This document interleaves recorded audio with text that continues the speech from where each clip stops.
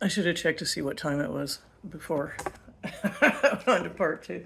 Okay, the Grand Canyon is about as deep as these mountains are tall. Now it's worth pointing out the elephant on the page. Kansas has the dreaded reputation of being flat.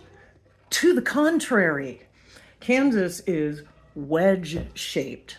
The furthest western part is over 4,000 feet tall, while the furthest eastern part is a mere 909 feet tall.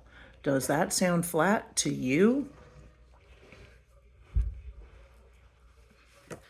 I'm just gonna try to make this reasonable. I might do it. So here we have Pennsylvania, Maryland, Massachusetts, North Dakota, South Carolina, Kansas, and its wedge back there, Kentucky, and Vermont. While those mountain drunk folk in the West may talk down on the East, here are some truly fierce eastern peaks. At 6,288 feet, Mount Washington in New Hampshire is arguably the most perilous mountain in the U.S.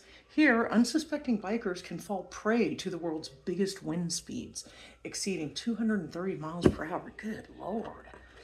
So that is Georgia, West Virginia, Oklahoma is high, Maine, New York, Nebraska, Virginia, and New Hampshire. This cohort of craglings comes from the Appalachian, the Black Hills, and the Great Rocky Mountains. Is this visible to you?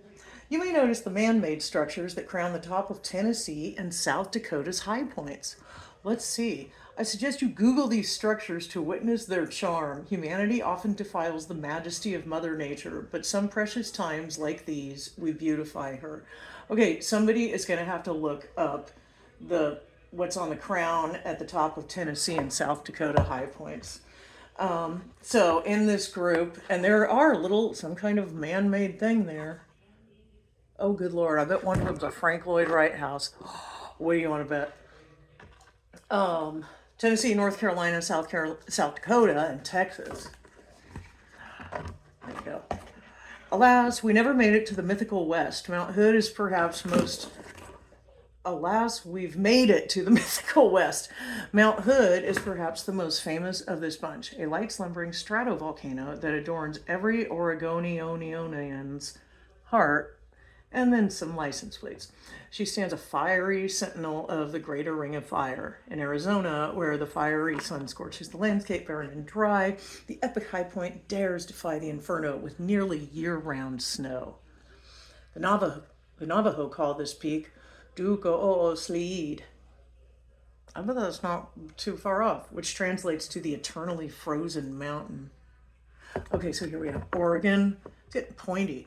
Arizona, Idaho, Montana. You know what Montana means? Mountain. Duh. I just figured that out. Nevada. You know what Nevada means? Never. That's not. God bless Nevada. Hawaii's Mauna Kea is often regarded as the tallest mountain on Earth if you measure from its submerged base. Oh yeah, good Lord, fucking, they've got a mountain that they got a.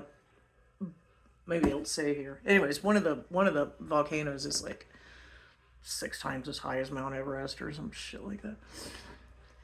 Far beneath the ocean surface. Fortunately, you don't need to start there to say you've climbed it.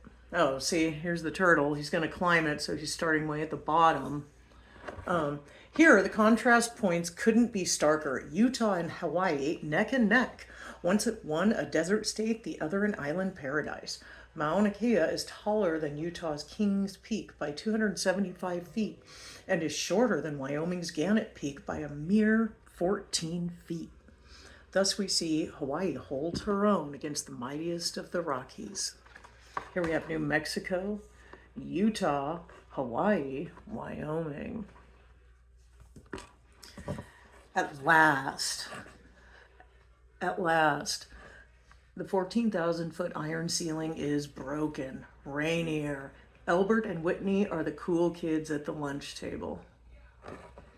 They look down on their 13,000-foot classmates with disdain. They are way too cool to be climbed by any casual, strolling lollygagger. Bring your off-road sandals because the way is steep, treacherous, and smothered in snow. And here we're talking about Washington, Colorado, and California. Here we go. Here's my baby. Finally, shrouded in mystery and cloud, guarded by moose, yetis, and swarms of polar bears. Those are flying. I thought it was flying pigs. Oh, the mighty Denali. This Goliath is not so easily slain. There are more unsuccessful attempts at climbing Denali than Everest. The way is treacherous, perhaps even impossible for all but the hardiest of travelers. 'Tis a task too hard for me. No, as for me, I admire these beauties from the safety of my drawing table in the high-resolution views from my screen, paying homage to their majesty the only way I know how, with pen, paper, and a tear in my eye. Yes, life is an adventure full of peaks and valleys and challenges to everyone, so bike on, ye brave souls, the mountains are calling. Aww. The ledger of high points and their respective states. Oh, the highest point of Florida is Britton Hill. It's 345 feet high. I knew someone who claimed to be the first person to snowboard down Denali.